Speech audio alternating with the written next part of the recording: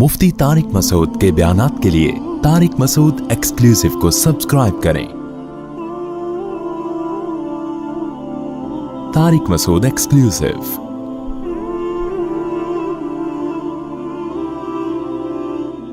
ज़ुल्क़रनैन इंतहाई मशरिकी हिस्से की तरफ पहुँचे ज़मीन के। वो इलाक़े फ़तह करने के बाद फिर हज़रत ज़ुल्क़रनैन ने ज़्यादातर मुफस्सिरीन की राय के मुताबिक शुमाल का रुख किया। कुरान में नहीं है कि नॉर्थ की तरफ गए या साउथ की तरफ गए, लेकिन कुछ चीज़ें बदीही होती हैं। आबादी ज़ाहिर है उस वक्त नॉर्थ ही की तरफ ज़्यादा थी, साउथ की तरफ आबादी बहुत बाद में दुनिया में आई है और अब भी बहुत कम आबादी है साउथ की तरफ। तो गालिब यही है कि नॉर्थ की तरफ हज़रत ज़ुल्क़रनैन गए। कुरान कहता है सुम्मा अत्बअ सबबा हत्ता इज़ा बलग़ बैन अस्सद्दैन। सद कहते हैं बंद करना, कहते हैं ना सद्दे बाब, और इंसिदाद दहशत गर्दी, बाब इनफ़िआल में जाएगा तो इंसिदाद यानी दहशत गर्दी को बंद करना। तो सद्दैन दो सद यानी दो आड़ें, तो पहाड़ को आड़ से ताबीर किया गया है क्योंकि पहाड़ रुकावट बन जाता है इधर की आबादी इधर और उधर की इधर जाने के लिए, तो एक आड़ की तरह होता है।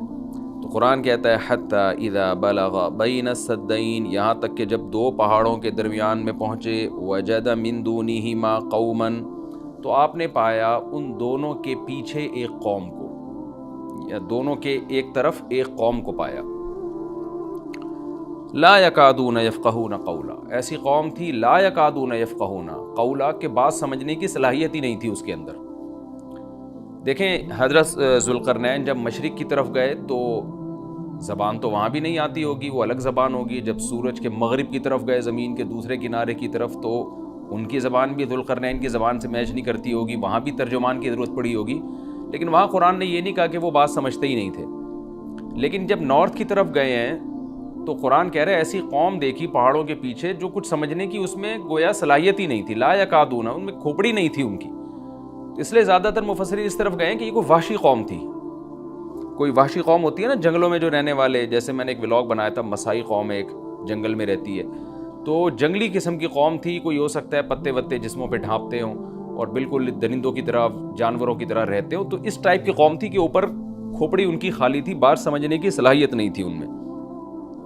क़ालू या ज़ुल्क़रनैन, वो ज़ुल्क़रनैन से आके कहने लगे इन्ना याजूज व माजूज मुफ़सिदून फ़िल अर्द, क्या ज़ुल्क़रनैन आप अल्लाह के नेक बुज़ुर्ग हैं, आप आए हैं अल्लाह अल्लाह सिखा रहे हैं लोगों को, दीन की दावत दे रहे हैं, तौहीद की दावत दे रहे हैं, तो एक काम हमारा कर दें कि एक कौम है याजूज और माजूज जिसने ज़मीन में फ़साद मचा के रखा हुआ है।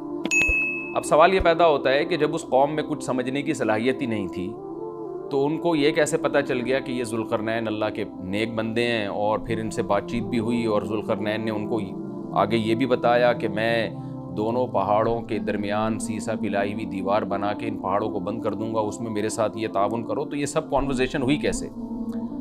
तो उसका जवाब आसान है, ज़ाहिर है जितनी भी बेवकूफ़ कौम हो, किसी न किसी तरीके से इशारों से, तर्जमान से, मुख्तलिफ़ तरीक़ों से उसको, थे तो बहरहाल इंसान ना, कोई गधे घोड़े या कोई बंदर तो नहीं थे इंसान। तो कुरान का मंशा सिर्फ ये है कि उनके साथ ज़ुल्क़रनैन को समझने और समझाने में बहुत ज़्यादा परेशानी हुई। तो मकसद सिर्फ ये बताना है कि बहुत ही कोई बेवकूफ़ किस्म की कौम थी। तो बाकी कुरान फिर जो वाक़ये की तकमील के लिए फिर बीच में बहुत सारी चीज़ों को हज़फ कर देता है जो गैर ज़रूरी होती हैं। अब अक्लमंद ये बात समझ जाएगा कि ज़ुल्क़रनैन और इनके दरमियान जो बातचीत हुई, इसमें हज़रत ज़ुल्क़रनैन को बहुत ज़्यादा मुश्किलात पेश आई, उनकी बात को समझने में भी और समझाने में भी। तो आगे फिर कुरान जो है ना कि जो उनका जो बड़ा मकसद था वो बहरहाल हासिल हो गया। वो इशारों से हुआ हो, वो कोई तर्जमान के ज़रिए हुआ हो, या किसी भी तरह से हुआ हो, तो ज़ुल्क़रनैन ने भी, हज़रत ज़ुल्क़रनैन ने भी कोई हल निकाला होगा ना कि इस कौम की बात को समझने की हम कोशिश करें, इनको बहरहाल दीन की दावत दी होगी। तो ये इश्काल का जवाब तो ये है, क्योंकि क़ालू का मतलब यहाँ नहीं है कि आए उन्होंने ज़ुल्क़रनैन की ज़बान में बात करना शुरू कर दी। जो भी अपनी ज़बान में जिस तरह से भी बात की, चाहे इशारा से की हो या तर्जमान के ज़रिए की हो। दूसरी बात यह है कि उन्होंने हज़रत ज़ुल्क़रनैन की ताकत का तो अंदाज़ा लगा लिया था कि ये इतने पावरफुल एक लश्कर के साथ आए हैं और इनके पास इतना असलहा है, इतने घोड़े हैं, तो ये हुनरमंद हैं। और आगे रिक्वेस्ट उन्होंने इसलिए भी की कि हज़रत ज़ुल्क़रनैन की बुज़ुर्गी का भी उनको अंदाज़ा हो गया। देखिए अल्लाह ताला ने इंसान की नेचर ऐसी बनाई है कि जो नेक लोग होते हैं ना, ان کی تقوی اور للہیت کا، ان کی بزرگی کا غیر مسلموں پہ بھی اثر پڑتا ہے۔ ہندوستان میں علماء بتاتے ہیں کہ ہندو مسلمان بزرگوں کے پاس آیا کرتے تھے دعا کرانے کے لیے، اب بھی آتے ہیں۔ انڈیا کے بعض علماء نے ہمیں بتایا کہ ہمارے پاس ہندو بھی آتے ہیں اور کہتے ہیں ہمارے لیے دعا کریں اللہ تعالیٰ سے، کیونکہ ایک لاشعوری طور پر انسان کے ذہن میں یہ بات ہوتی ہے کہ بھئی یہ اللہ والا آدمی ہے۔ جیسے یوسف علیہ السلام جب جیل میں تھے تو غیر مسلم یوسف علیہ السلام کے پاس آئے اور کہنے لگے کہ آپ ہمیں خواب کی تعبیر بتائیں۔ سوال پیدا ہوتا ہے کہ بھئی وہ تو غیر مسلم تھے اور یوسف علیہ السلام نمازی پرہیزگار تھے، تو غیر مسلموں کو کیسے اندازہ ہو گیا کہ یہ خواب کی تعبیر بتائیں گے؟ اس کا جواب یہی ہے کہ لاشعوری طور پر اللہ نے دلوں میں ایک ہیبت ڈالی ہوتی ہے پرہیزگار لوگوں کی، ایک روب ڈالا ہوا ہوتا ہے اور ایک عظمت ڈالی ہوئی ہوتی ہے۔ تو یوسف علیہ السلام کے پاس آنے والے لوگوں کو یہ بات معلوم تھی کہ یہ عظیم انسان ہے اور یہ ان کو اللہ تعالیٰ وہ باتیں بتا دے گا جو ہمیں نہیں بتاتا، اللہ ان کو خواب کی تعبیر سمجھا دے گا، ہم نہیں سمجھ سکتے۔ تو یہ ایک لاشعور میں انسان کی ہوتی ہے یہ بات۔ اور بھی اس پہ بہت ساری مثالیں ہیں، لیکن میں پھر وہ ہمارا یہ لیکچر جس کو ہم فوکس کر رہے ہیں وہ رہ جائے گا۔ تو ذوالقرنین کے ساتھ بھی یہی ہوا کہ وہ قوم جنگلی وحشی قسم کی تھی، لیکن ان کو طاقت کا بھی اندازہ ہو گیا اور بزرگی کا بھی اندازہ ہو گیا۔ پھر آ کے انہوں نے درخواست کی۔ طرز عمل سے یہ لگتا ہے کہ وہ قوم بھی مسلمان ہو گئی تھی، یعنی بغیر لڑائی کے اور بغیر کسی مناظرے بازی کے ذوالقرنین کا مذہب اس قوم نے بھی قبول کر لیا۔ تو کیا کہنے لگی حضرت ذوالقرنین سے، بھئی آپ ہمارا ایک کام کر دیں، آپ اتنے پاورفل آدمی ہیں، ان یاجوج و ماجوج مفسدون فی الارض، یاجوج ماجوج ایک قوم ہے جس نے زمین میں فساد مچا کے رکھا ہوا ہے، آئے دن قتل و غارت کرتے ہیں وہ، اور ہمارے پاس ان سے لڑنے کی طاقت نہیں ہے۔ فَهَلْ نَجْعَلُ لَكَ خَرْجًا، کیا ہم آپ کے لیے خرچ بنا سکتے ہیں؟ کچھ اجرت، خرچ کہتے ہیں، خراج کا لفظ آپ نے سنا ہوگا، ٹیکس کو یا اجرت کو۔ تو ہم آپ کو کمیشن دیں گے اس کا، ہمارے پاس پیسہ بہت ہے، وسائل بہت ہیں، لیکن وہ ٹیکنالوجی ہمارے پاس نہیں ہے جو آپ کے پاس ہے۔ تو ہم دیکھ رہے ہیں آپ کو اللہ نے ایک بڑی قوت اور طاقت دی ہے، تو پیسہ ہمارے پاس بہت ہے، ہم آپ کو اس کی اجرت دیں گے۔ آپ نے یہ کرنا ہے کہ علا، اس بات پر ہم آپ کو اجرت دیں گے، تجعل بیننا و بینہم سدا، کہ آپ ہمارے اور ان کے درمیان ایک آڑ بنا دیں، ایک دیوار بنا دیں، کہ بہت بڑی دیوار بنانی پڑے گی اور پہاڑوں کو کہ اس خلا کو ختم کرنا پڑے گا۔ وہ قوم آ کے ہم پہ حملے کرتی ہے اور ہمارا بہت نقصان کرتی ہے، تو آپ ایک ایسی آڑ بنا دیں جو ہمارے بس میں نہیں ہے۔ قال ما مکنی فیہ ربی خیر، ذوالقرنین نے فرمایا میرے رب نے جو مجھے ٹھکانہ دیا ہے، طاقت دی ہے، وہ بہتر ہے۔ کیا مطلب؟ مجھے تمہاری اجرت کی ضرورت نہیں ہے، میرے پاس بہت وسائل ہیں۔ دیکھیں استغنا بہت بڑی نعمت ہے۔ سلیمان علیہ السلام کا بھی یہی انداز تھا، جب ملکہ سبا نے ہدیے دے کے بھیجا نا، تو سلیمان علیہ السلام نے بھی یہ فرمایا تھا، ما آتانی اللہ خیر مما آتاکم، مجھے جو اللہ نے وسائل دیے ہیں وہ تم سے بہت زیادہ ہیں۔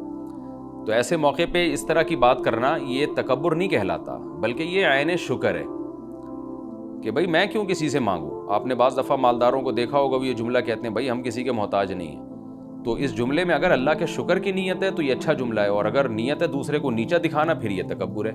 تو بعض وہمی لوگ کیا کرتے ہیں، کوئی بھی اس طرح کا جملہ زبان سے نکالتے تو فوراً اس پہ تکبر کا فتویٰ ٹھوک دیتے ہیں، یہ ٹھیک نہیں ہے۔ تو اس طرح کے جملے پیغمبروں سے بھی ثابت ہیں تو اور اہل اللہ سے بھی ثابت ہیں۔ حضرت ذوالقرنین نے فرمایا بھائی پیسوں کی مجھے ضرورت نہیں ہے، ما مکنی فیہ ربی، میرے رب نے جو مجھے وسائل دیے ہیں، خیرون، وہ بہت بہتر ہے۔ تم کیا دو گے مجھے، کتنے پیسے دے دو گے؟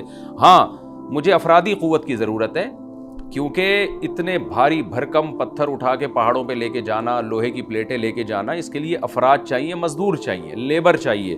فَأَعِینُونِی بِقُوَّةٍ، تم مجھے میری مدد کرو قوت کے ساتھ، قوت چاہیے مجھے، پاور چاہیے، افرادی قوت چاہیے۔ یہاں قوت سے مراد ہے وسائل چاہیے، لیبر چاہیے، مزدور چاہیے۔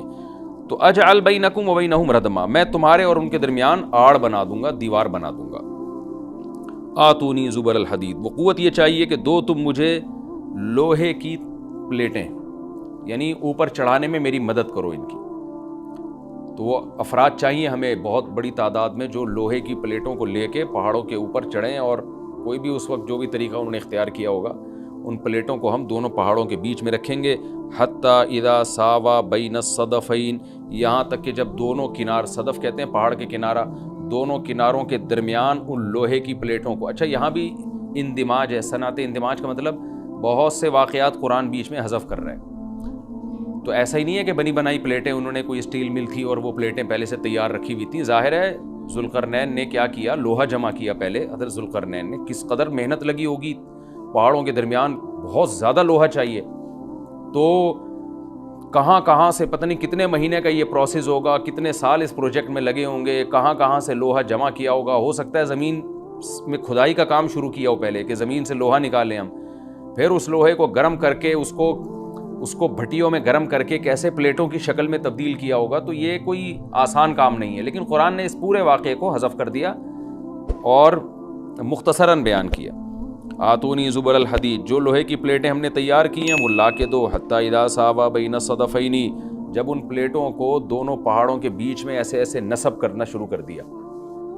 ایک پلیٹ آئے, پھر دوسری پلیٹ, پھر تیسری پلیٹ. یعنی اگر ایسے کر کے پلیٹ لگاتے تو یہ تو پلیٹ تو بہت ہلکی ہوتی, یاجوج ماجوج اس میں سوراخ کر دیتے یا کچھ بھی اس کو توڑ دیتے یا جلا دیتے, پگھلا دیتے بھٹی کے ذریعے, کچھ بھی کر سکتے تھے. تو پلیٹوں کو ایسے کر کے رکھا گیا کہ چوڑائی میں جو ہے وہ دیوار بنے.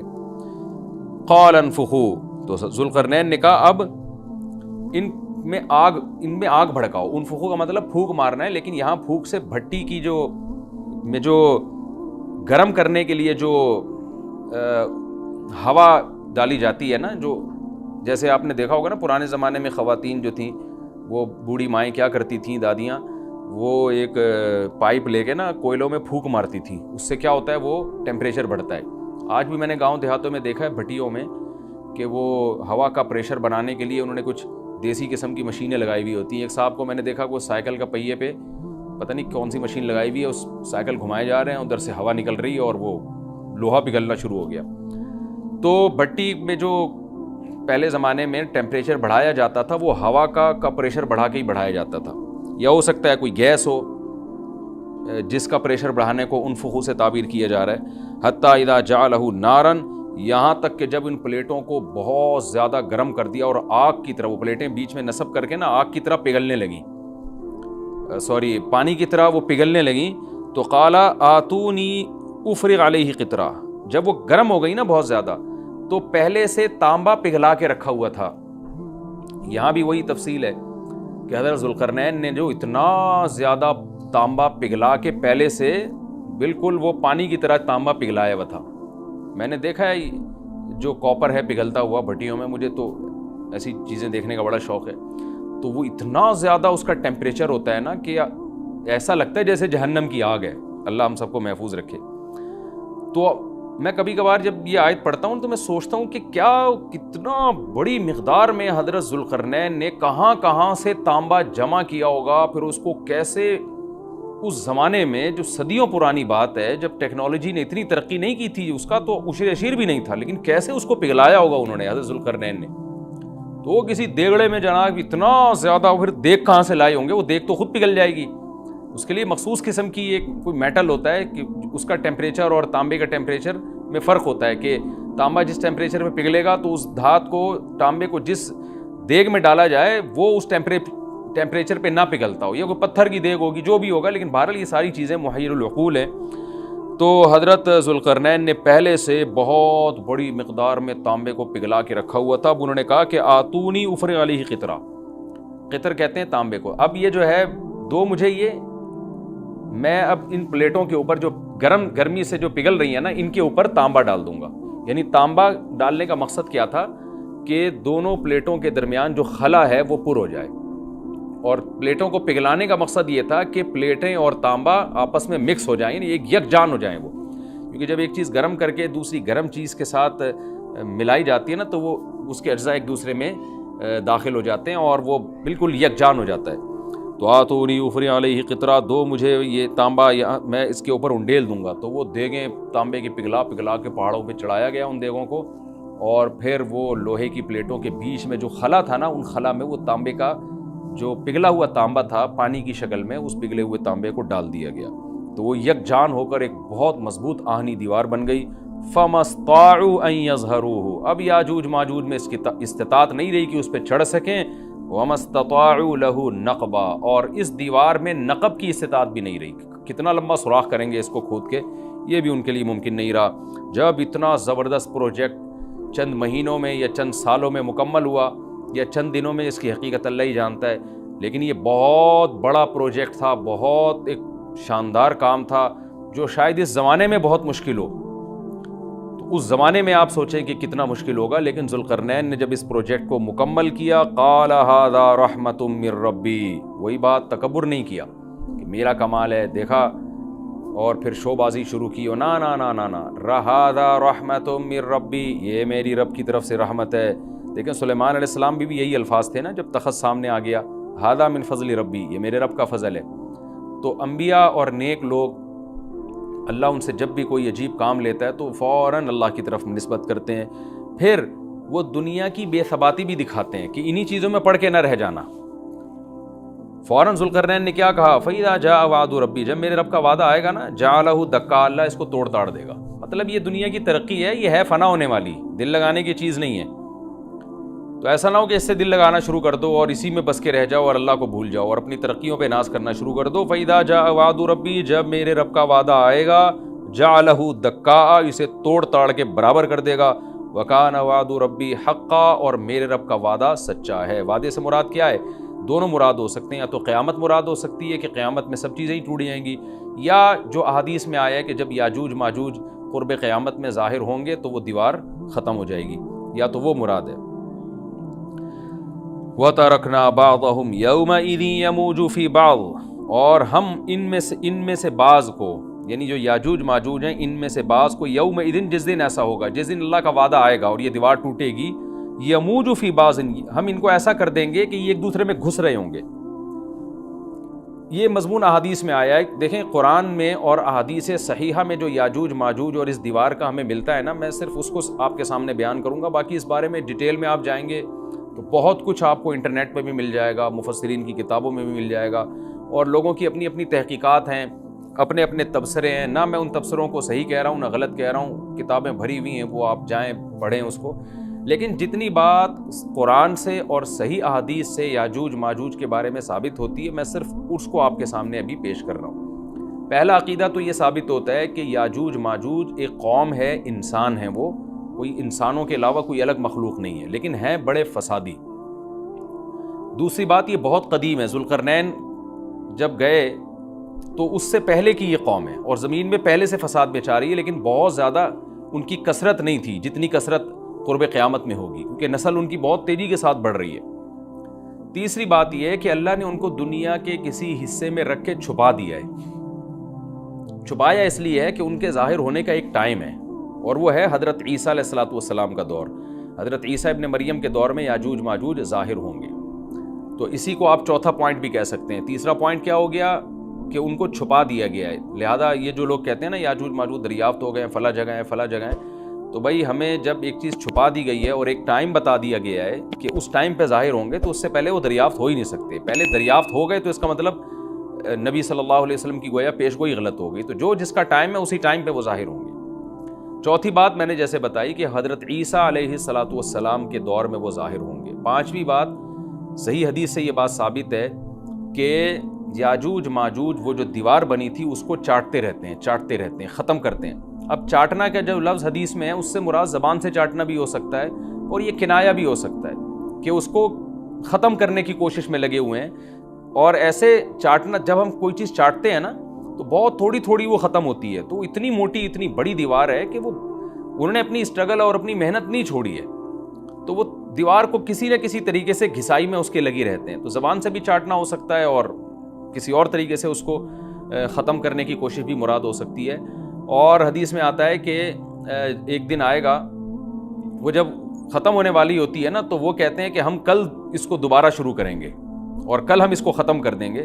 لیکن وہ اللہ تعالیٰ اپنی قدرت سے دوبارہ اس دیوار کو اتنا ہی موٹا کر دیتے ہیں جتنا ذوالقرنین نے کیا تھا. تو قرب قیامت میں جب حضرت عیسیٰ علیہ السلام کا ظہور ہوگا تو وہ یہ کہیں گے ہم انشاءاللہ اس کو کل ختم کریں گے. تو انشاءاللہ کا لفظ جب استعمال کریں گے، کیونکہ وہ قوم ہے کافر، وہ اللہ پہ اعتماد کرنا، اللہ پہ توکل کرنا یہ چیز نہیں ہے. جیسے کافر تو نہیں کہے گا نا اللہ نے چاہا تو وہ اللہ پہ یقین نہیں رکھتے. تو وہ جب اللہ کا نام لیں گے اور کہیں گے کہ اللہ نے چاہا تو ہم اس کو کل ختم کر دیں گے، تو پھر اسلام کی وجہ سے وہ دیوار ختم ہو جائے گی. اس کی مثال ایسے جیسے حدیث میں آتا ہے، پچھلی قوموں میں ایک نوجوان تھا جو جادوگر کے پاس بھی جاتا تھا اور راہب کے پاس بھی جاتا تھا، جس کا سورہ بروج میں تذکرہ ہے والسماء ذات البروج میں۔ تو جب وہ نوجوان پکڑا گیا، وہ مسلمان ہو گیا تھا، بادشاہ نے اس کو بھیجا تھا جادوگر کے پاس کہ جادو سیکھے، لیکن وہ راہب کے پاس جاتا، عیسائیت سیکھی اس نے اور نیک مسلمان بن گیا۔ تو بادشاہ نے اس کو قتل کرنے کی حتی الامکان کوشش کی، مگر وہ قتل نہیں ہو پا رہا تھا۔ بادشاہ نے اس کو پہاڑ پہ بھیجا اپنے سپاہیوں کو لے کے کہ پہاڑ سے لے جا کے اس کو گرا دو، لیکن اللہ نے مدد کی کہ وہ سپاہی گر گئے، یہ بچ گیا۔ بادشاہ نے حکم دیا اس کو سمندر میں لے جا کے غرق کر دو، وہ سارے سپاہی غرق ہو گئے، یہ بچ گیا۔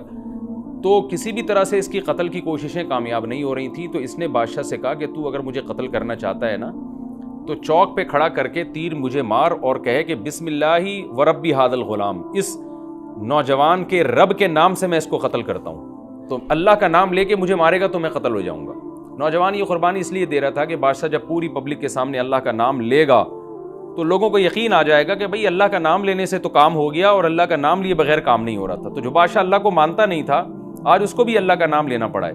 تو نوجوان نے یہ قربانی اس لیے دی کہ بادشاہ جب اللہ کا نام لے گا لوگوں کو اللہ کی ذات پہ یقین آئے گا اور لوگ مسلمان ہو جائیں گے، عیسائیت کو قبول کر لیں گے۔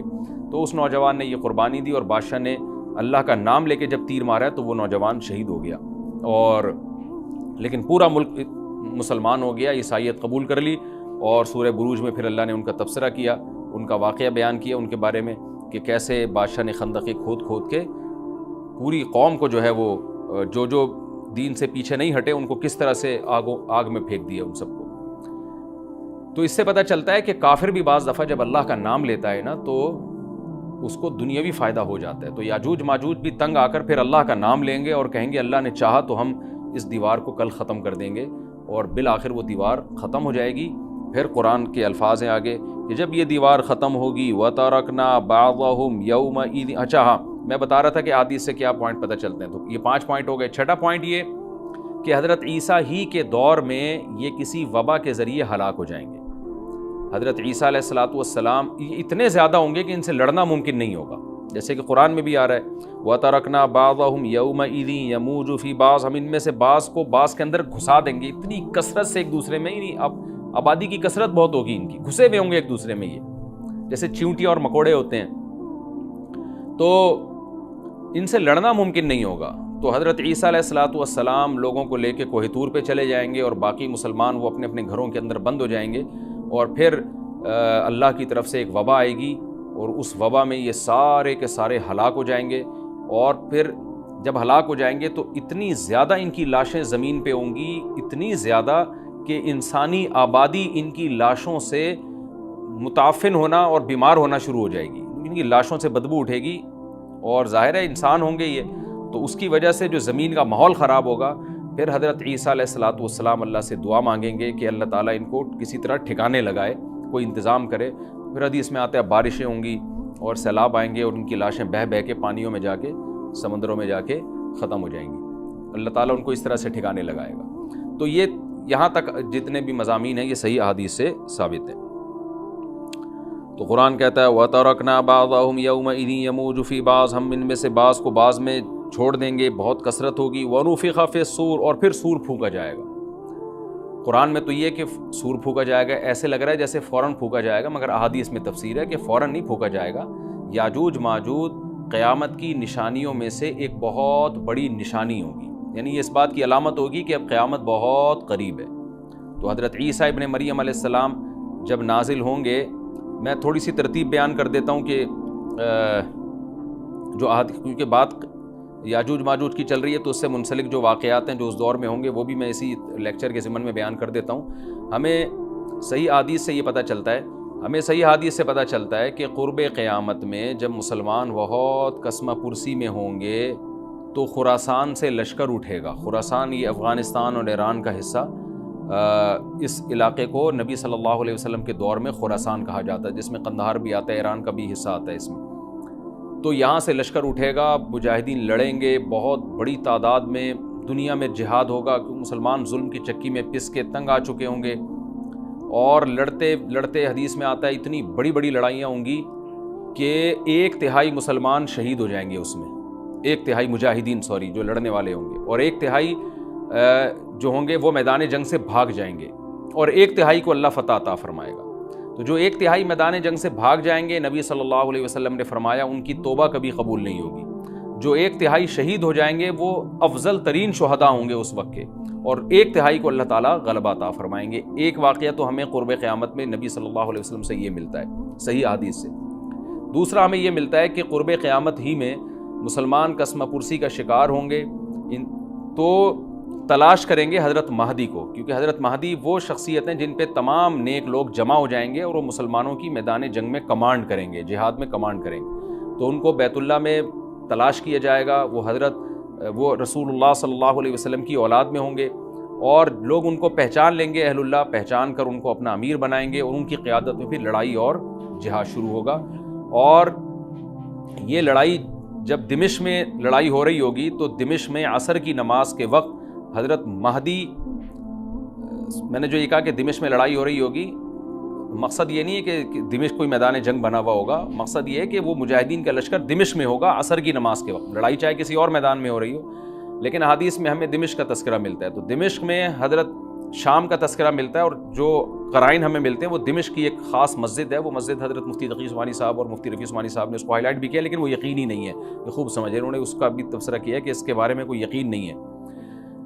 تو حضرت مہدی عصر کی نماز پڑھا رہے ہوں گے، لوگ امامت میں آپ کے پیچھے کھڑے ہوں گے، یہاں تک کہ مسجد کے مینار پر، آج بھی وہ مینار موجود ہے جس کے بارے میں غالب گمان ہے کہ یہ وہ مینار ہے جہاں حضرت عیسیٰ علیہ السلام نازل ہوں گے، غالب گمان کے درجے میں کہا جا سکتا ہے، ورنہ پھر اسی کے اڑوس پڑوس میں کوئی مسجد ہوگی۔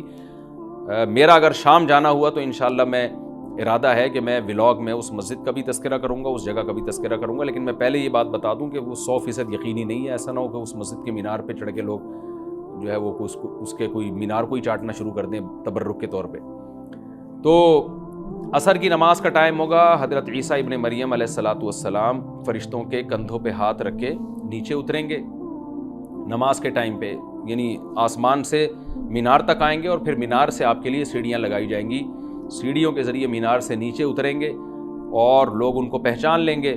حضرت مہدی ان کو امامت کے لیے آگے کریں گے کہ آپ اللہ کے ایک پیغمبر ہیں، آپ نماز پڑھائیے، حضرت عیسیٰ علیہ السلام انہی کو آگے رکھیں گے، اور اس طرح کا مفہوم ہے حدیث میں کہ اللہ نے اس کام کے لیے آپ کو ہی منتخب کیا۔ کیا مطلب یہ امامت اس امت کا حق ہے؟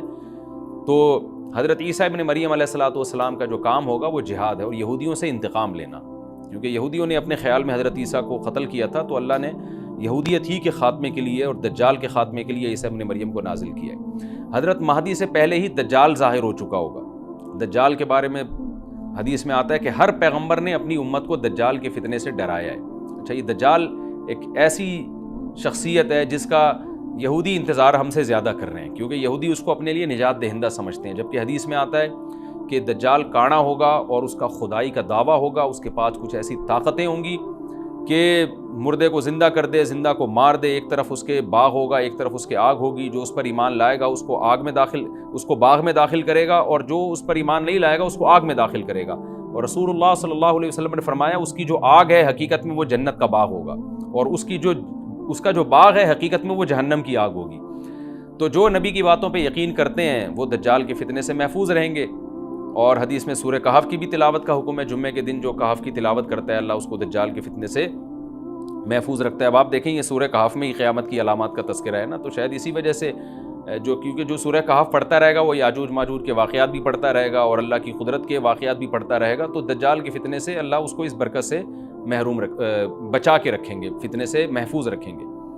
تو وہ ایسی طاقتیں دکھائے گا، بے وقوف لوگ اس پہ ایمان لے آئیں گے۔ حدیث میں آتا ہے کہ کانا کبھی بھی خدا نہیں ہو سکتا، یعنی اس کی تو ایک آنکھ ہوگی نہیں، لیکن بے وقوف لوگ اس کے یہ کچھ ظاہری کمالات دیکھیں گے، یہ نہیں دیکھیں گے کہ یہ تو شکل بھی اس کی اچھی نہیں ہے، یعنی خدا کم از کم جمال والا ہوتا ہے نا، یہ تو ہے بھی کانا، اور اس کے بڑا بڑا کافر بھی لکھا ہوا ہوگا واضح طور پر، جس سے پتہ چلے گا۔ لیکن احمق اور بیوقوف لوگ جیسے روحانی عامل کو کچھ شعبدے دیکھ کر ان پہ سے متاثر ہو جاتے ہیں نا، روحانی عاملوں کے شعبدے دیکھ کے، تو ایسے ہی دجال کے شعبدے دیکھ کے متاثر ہوں گے۔ تو بہت لوگوں کو، خلقت کو، بہت بڑی امت کو گمراہ کرے گا دجال، اہل اللہ کو اللہ تعالیٰ اس کے فتنے سے محفوظ رکھے گا۔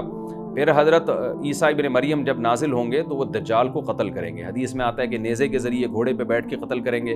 علماء نے اس حدیث کا دو مطلب بیان کیے ہیں کہ یا تو اس کا مطلب یہی ہے کہ واقعی گھوڑے پہ بیٹھیں گے، نیزہ استعمال کریں گے، زمین جو ہے وہ اتنی پہلے اس سے جنگیں ہو چکی ہوں گی کہ لوگ دوبارہ تلواروں گھوڑوں کی طرف آ جائیں گے. اس بات کا امکان ہے. ہر ملک ایٹمی طاقت بن چکا ہے, تو اگر یہ ایٹم بم سارے ملک آپس میں چلا دیں تو ہم دوبارہ گدے گھوڑوں والی زندگی پر آ جائیں گے. ٹیکنالوجی ساری تباہ و برباد ہو جائے گی, انسان کی ترقی. تو اس بات کا بھی امکان ہے کہ کوئی اس سے پہلے ہو سکتا ہے کوئی ایسی جنگ عظیم ہو کہ انسانیت دوبارہ پہاڑوں پتھروں کے دور میں آ جائے. لیکن ظاہر یہ معلوم ہوتا ہے کہ رسول اللہ صلی اللہ علیہ وسلم نے جو کلام کیا ہے, ظاہر ہے اس دور کے لحاظ سے جو لوگوں کے جہاں تک جو لوگوں کی مینٹل اپروچ ہے وہاں تک, تو نبی صلی اللہ علیہ وسلم میزائل یا اور ٹینکوں کا تذکرہ کرتے تو کیا سمجھ میں آتا؟ تو گھوڑے سے مراد ہے جو اس زمانے کا گھوڑا ہوگا, اور نیزے سے مراد ہے اس زمانے کا جو اسلحہ ہوگا, کیونکہ نیزہ نبی کے دور کا ایک مناسب اسلحہ تھا اور گھوڑا نبی کے دور کی میدان جنگ کی ایک مناسب سواری تھی. تو اس سے یہ بھی پتہ چلتا ہے کہ ہو سکتا ہے عیسیٰ ابن مریم نیزے کے بجائے کلاشنکوف کا استعمال کر لیں, تو یعنی وہ نیزہ جو ہے وہ اس کلاشنکوف کی یا جو بھی اسلحہ اس وقت حضرت عیسیٰ ابن مریم استعمال کریں گے اس کی ایک تعبیر ہے. تو اس کا بھی پورا امکان ہے. تو ہمیں بہرحال اتنا ایمان ہمارے لیے ضروری ہے کہ دجال کو قتل کرنے والی جو ذات ہے, جو شخصیت ہے, وہ عیسیٰ ابن مریم علیہ الصلاۃ والسلام ہے. تو حضرت عیسیٰ کے ذریعے اللہ تعالیٰ دجال کو قتل کریں گے, اور حضرت عیسیٰ کی قیادت میں زبردست جہاد ہوگا. حدیث میں آتا ہے کہ عیسیٰ ابن مریم اس دنیا کو امن سے بھر دیں گے. اتنا امن ہو جائے گا اور اتنی مالی فراوانی ہوگی, اتنی مالی, کیونکہ دنیا میں مال بہت ہے, ڈسٹریبیوشن صحیح نہیں ہے. جو تقسیم ہے نا مال کی وہ ظالمانہ ہے, جس کی وجہ سے غریب سے غریب تر ہے, امیر سے امیر تر ہے. حضرت عیسیٰ ابن مریم ایسا نظام قائم کریں گے کہ جس سے مال کی صحیح تقسیم, اور لوگ اٹھیں گے زکوٰۃ کا مستحق تلاش کریں گے اور لوگوں کو زکوٰۃ کا مستحق نظر نہیں آئے گا. غریب تلاش کرنا مشکل ہو جائے گا. یعنی ایک آدمی, حدیث کے مفہوم ہے کہ زکوٰۃ لے کے گھومتا رہے گا اور اس کو کوئی غریب نہیں ملے گا. اتنی مالی فراوانی ہو جائے گی. پھر ترمذی کی روایت میں آتا ہے کہ اللہ کی طرف سے برکتیں ایسی نازل ہوں گی کہ بڑے بڑے انار پیدا ہوں گے, بڑے بڑے انگور پیدا ہوں گے, زمین اپنی برکتیں کھول دے گی. اور حضرت عیسیٰ علیہ السلام خنزیر کو بھی دنیا سے ختم کر دیں گے, خنزیر کی نسل کو ختم کر دیا جائے گا. وَيَضَعُ الْجِزْيَةَ, اور جزیہ کا نظام ختم. اما الاسلام و اما السیف, یا تو تلوار یا اسلام, اس کے علاوہ نہیں. تو نبی صلی اللہ علیہ وسلم کو اللہ نے جس مقصد کے لیے دنیا میں بھیجا تھا, اس مقصد کی جو تکمیل ہے وہ عیسیٰ ابن مریم کے ذریعے. باقی اس میں حکمتیں کیا ہیں اس پر میرے الگ سے بیانات موجود ہیں کہ اللہ نے حضرت عیسیٰ ابن مریم کا انتخاب کیوں کیا اس کام کی تکمیل کے لیے, اسی امت میں کوئی کیوں منتخب نہیں کر لیا, یا یہ کہ پیغمبر صلی اللہ علیہ وسلم ہی کے ذریعے پوری دنیا میں اسلام کو غالب کر دیا جاتا. اس میں کیا حکمتیں ہیں, اس پر میرے الگ سے بیانات موجود ہیں. ابھی تو میں کوشش کرتا ہوں کہ تفسیر سے میں جو ٹو دا پوائنٹ بات ہے اس سے یہاں اس لیکچر میں نہ ہٹوں. تو اسی وقت حضرت عیسیٰ ابن مریم اس کو یاجوج ماجوج کو قتل کریں گے اور دنیا انصاف سے بھر جائے گی. اور اللہ تعالیٰ نے جو پیغمبروں کو دنیا میں بھیجا تھا اس کا مقصد کیفیت اور کمیت دونوں لحاظ سے حاصل ہو جائے گا. اس کے بعد پھر آہستہ آہستہ دنیا میں زوال شروع ہوگا, اور پھر جب پوری دنیا کے لوگ زوال کا شکار ہوتے ہوتے کفر کی طرف جائیں گے, گناہوں کی طرف.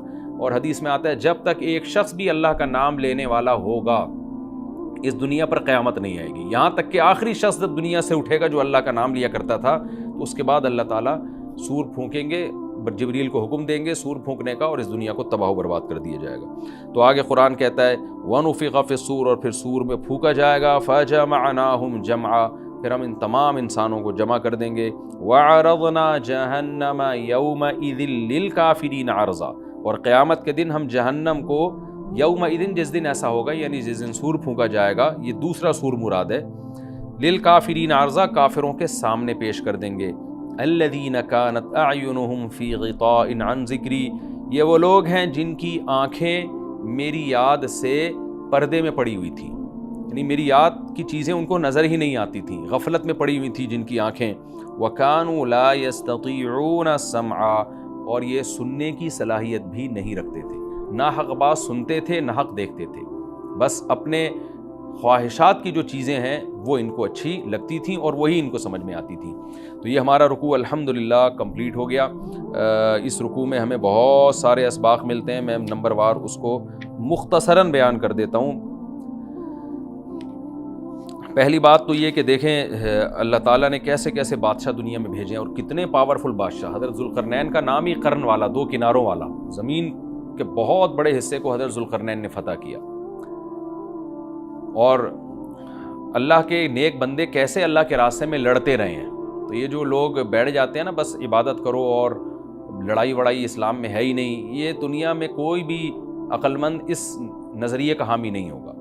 تو طاقت اور قوت کی اسلام میں بہت زیادہ اہمیت ہے۔ اس سے ہمیں یہ بھی پتہ چلتا ہے کہ اپنے ملک کی، خاص طور پر اسلامی ملک کی جو فوجی قوتیں ہیں، جو فوجی طاقتیں ہیں، ان کی ہمیں قدر کرنی چاہیے، کیونکہ اگر کوئی بھی ملک عسکری لحاظ سے کمزور ہو جائے، کیونکہ اللہ تعالیٰ تو جو عسکری لحاظ سے طاقتور قومیں تھیں اللہ نے ان کا کتنا تذکرہ کیا، ہاں وہ اللہ کے باغی نہ ہوں۔ تو اسلامی ملک میں کوئی بھی اسلامی کنٹری ہے، چاہے سعودی عرب ہے، چاہے پاکستان ہے، چاہے ترکی ہے، کوئی بھی اسلامی کنٹری ہے، اس کی فوج کی قدر کرنی چاہیے، کیونکہ اسی کی وجہ سے ملک کا بارڈر محفوظ ہوتا ہے۔ اگر مسلمان عسکری لحاظ سے کمزور ہونا شروع ہو جائیں تو کافر ہمیں گاجر مولی کی طرح کاٹنا شروع کر دیں، اسلام دشمن قوتیں ہمیں کھا جائیں، ختم کر دیں ہمیں کھا کے۔ تو نیک قوتوں کو اپنی بقا کے لیے ہمیشہ سے ایک اسلحے کی اور طاقت کی ضرورت رہتی ہے، اس کی اہمیت اسلام میں بہت زیادہ ہے۔ موسیٰ علیہ الصلوۃ والسلام کے بعد کتنے بڑے بڑے جنگی کمانڈر پیدا ہوئے، ذوالقرنین کا اللہ نے کیسا تذکرہ کیا، ذوالقرنین کی عبادت کا کہیں بھی تذکرہ نہیں، حالانکہ وہ بڑے عبادت گزار بھی تھے۔ داؤد علیہ السلام کی عبادت کا تذکرہ بھی ہے، ان کی تلوار اور طاقت کا تذکرہ بھی ہے۔ تو اللہ تعالیٰ جہاں عبادت کا تذکرہ کرتے ہیں تو طاقت اور قوت کا بھی تذکرہ کرتے ہیں، اس سے عسکری لحاظ سے اپنے آپ کو مضبوط کرنے کی اہمیت کا ہمیں پتہ چلتا ہے کہ اسلام میں اس کی بڑی اہمیت ہے۔ کسی بھی اسلامی ملک کی فوج کا مورال کسی بھی لحاظ سے ڈاؤن نہیں ہونا چاہیے، اور عسکری لحاظ سے وہ کسی بھی لحاظ سے کمزور نہیں ہونی چاہیے، اور اس کو چاہیے کہ اعدوا لهم ما استطعتم من قوہ پر عمل کرے، کہ قرآن کہہ رہا ہے روز بروز اپنی طاقت اور قوت میں اضافہ کرنے کی کوشش کرو۔ اس سے مسلم قوم کو کبھی بھی غافل نہیں ہونا چاہیے، اور کوئی بھی ایسا کام جس سے مسلمان قوتیں اور طاقتیں کمزور ہونا شروع ہو جائیں، اس کام سے ہمیں بچنا چاہیے۔ دوسری بات ہمیں یہ پتہ چلی کہ اللہ تعالیٰ نے اہل اسلام کے ذمے پوری دنیا کی ذمہ داری لگائی ہے، کسی ایک ملک کی نہیں۔ جتنے بھی پیغمبر آئے ہیں جب وہ دنیا فتح کرنا شروع کی ہے تو کہیں رکے نہیں ہیں وہ کہ بھئی یہاں تک، اس سے آگے نہیں جانا۔ ان کی صلاحیت ہی ختم ہو گئی ہو، وسائل ہی ختم ہو گئے ہوں تو الگ بات ہے۔ تو پوری دنیا ہے جس میں اللہ کے دین کو غالب کرنا ہے۔ اب اس کا طریقہ کیا ہوگا؟ ظاہر ہے جو جس زمانے میں سوٹیبل طریقہ ہو وہ اختیار کیا جائے گا۔ تو حضرت ذوالقرنین پہلے انتہائی مشرق کی طرف گئے ہیں، جہاں سورج نکلتا ہے تو وہاں سے جہاں سے آبادی شروع ہو رہی ہے، اور ان کا خیال تھا کہ اب آگے آبادی نہیں ہے، تو پھر جا کے اسٹاپ کیا ہے۔ مغرب میں بھی ایسے ہی، شمال میں بھی ایسے ہی۔ تو ہمیں جب دیکھتے ہیں کہ جب صحابہ کرام نے دنیا فتح کرنا شروع کی ہے تو ہمیں مسلمان کمانڈروں میں بھی ایسے واقعات ملتے ہیں کہ وہ علاقے فتح کرتے کرتے سمندر کے کنارے پہنچے، اور انہوں نے سمندر کو دیکھ کے کہا کہ تیرے آگے بھی آبادی ہوتی نا تو ہم اللہ کا کلمہ وہاں بھی بلند کرتے۔ تو یہ دور تھا مسلمانوں کا، اور یہ عیسیٰ ابن مریم دوبارہ پھر وہی کریں گے، پوری دنیا کو فتح کریں گے۔ تو حضرت ذوالقرنین کے اس واقعے سے پتہ چلتا ہے کہ پوری دنیا کی ذمہ داری اللہ نے ہمیشہ سے اہل اللہ پہ لگائی ہے، اور وہ پوری دنیا میں اللہ کے دین کو غالب کرنے کی کوشش میں ہمیشہ سے لگے رہے ہیں۔ تیسری بات ہمیں پتہ چلتی ہے کہ اسباب اور وسائل کی اہمیت۔ حضرت ذوالقرنین نے جب اتنا پہاڑوں کے بیچ میں اتنا یعنی لوہے کی پلیٹیں لگا کے، تانبا پگھلا کے آہنی دیوار بنائی ہے تو خوش ہوئے ہیں، ھذا رحمت من ربی، یہ میرے رب کی رحمت ہے۔ تبھی تو اللہ کا شکر ادا کیا نا، خوشی پہ شکر ادا کیا جاتا ہے۔ تو اس سے یہ بھی پتہ چلتا ہے کہ سائنس اور ٹیکنالوجی، دیکھیں یہ کام ٹیکنالوجی کے بغیر ممکن نہیں تھا۔ تبھی تو اس قوم نے کہا نا ذوالقرنین سے کہ ہم پیسے آپ کو دیں گے، لیکن ہمارے پاس وہ وسائل نہیں ہیں، وہ ٹیکنالوجی نہیں ہے ہمارے پاس۔ اور بظاہر ایسا لگتا ہے کہ ان کے پاس لوہا بھی تھا، تانبا بھی تھا، کیونکہ حضرت ذوالقرنین اب یہ تو نہیں ہے کہ زمین کے مشرق کی طرف دوبارہ لوہا جمع کرنے گئے ہوں، تو وہیں سے جو کچھ ہوگا نکالا ہوگا۔ تو وسائل اس قوم کے پاس تھے، ٹیکنالوجی نہیں تھی کہ اس لوہے کو اور اس تانبے کو پگھلا کے دونوں پہاڑوں کے بیچ میں پلیٹیں کیسے بنانی ہیں، اور ان کو کیسے ان کے بیچ میں تانبا کر کے کہانی دیوار بنائی ہے، یہ ٹیکنالوجی ان کے پاس نہیں تھی۔ تو اس سے ہمیں ٹیکنالوجی کی ویلیو کا بھی پتہ چلتا ہے۔ آج مسلمان اس میں بھی بہت پیچھے چلے جا رہے ہیں اور اس کو مذہب سمجھنا شروع کر دیا ہے، یہ بات بھی غلط ہے۔ حضرت ذوالقرنین نے اتنی طاقت اور قوت کا استعمال کیا اور اتنے زبردست طریقے سے اس وقت جو بھی اس سوٹیبل ٹیکنالوجی تھی اس کا استعمال کر کے دو پہاڑوں کے بیچ کے راستے کو بند کر دیا، اور اس پہ خوشی منائی حضرت ذوالقرنین نے۔ یہ نہیں کہا کہ بھئی اس سے کچھ بھی نہیں ہوتا، اصل میں تو بس انسان کو چاہیے کہ وہ اللہ اللہ کیا کرے بیٹھ کے، اور یہ کیا اللہ سے بس مدد مانگو، اللہ ہی۔ یاجوج ماجوج کے بارے میں ان کو کہہ دیتے ذوالقرنین کہ تم سب رات کو تہجد میں اٹھ کے دعائیں مانگو، اللہ یاجوج ماجوج سے تمہیں بچا لے گا۔ نہ نہ نہ، حضرت ذوالقرنین نے کہا دعائیں بھی مانگو، یقیناً حکم دیا ہوگا دعائیں مانگنے کا، لیکن ہم پورے اسباب اور وسائل استعمال کریں گے، لوہے کی پلیٹیں بنائیں گے، تانبے کو پگھلائیں گے، اوپر چڑھائیں گے، اور اس طرح سے پوری مضبوط دیوار بنائیں گے۔ آج مسلمان ہاتھ پہ ہاتھ رکھ کے بیٹھ گیا ہے، اور وظیفوں میں اور جو ہے بس وہ چند صبح شام کے وظیفے پڑھ کے وہ سمجھتا ہے کہ ساری دنیا کے سارے مسائل کا حل اس سے ہو جائے گا. ایسا نہیں ہے. آپ کو بہت زیادہ ترقی کرنی ہے, بہت زیادہ اسباب و وسائل میں آپ کو غیر مسلموں سے آگے نکلنا ہے. جیسے کہ قرون اولیٰ کا مسلمان نکلا تھا, تبھی اللہ نے اس کے لیے دنیا میں فتوحات کے دروازے کھولے تھے. تو اللہ ہمارے لیے فتوحات کے دروازے جبھی کھولے گا جب ہم عبادت کے ساتھ ساتھ سائنس اور ٹیکنالوجی کے میدان میں بھی آگے بڑھنے کی کوشش کریں. اور ہمیں قرب قیامت کی علامتیں بھی اس رکوع میں پتہ چلتی ہیں.